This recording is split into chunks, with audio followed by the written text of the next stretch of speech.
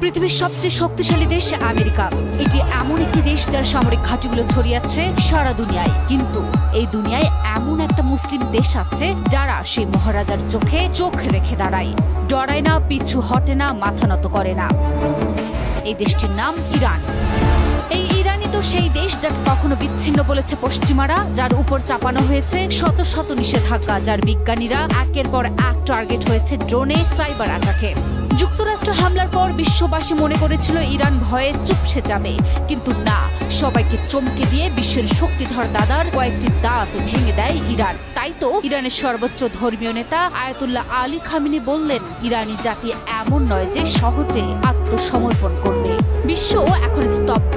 Europe, America, এমনকি Israel কেউ ভাবতেও পারেনি ইরান এতটা সাহসিকতার সঙ্গে প্রতিক্রিয়া দেখাবে। ইতিহাস সাক্ষী, যেখানে অন্য মুসলিম দেশগুলো চুপ থাকে, সেখানে ইরানি দেখায় কিভাবে চোখে চোখ রেখে কথা বলতে হয়। যখন গোটা বিশ্ব মাথা নিচু করে ওয়াশিংটনের দিকে তাকিয়ে থাকে, তখন এই একমাত্র একটি দেশ বুক চিতিয়ে দাঁড়ায়।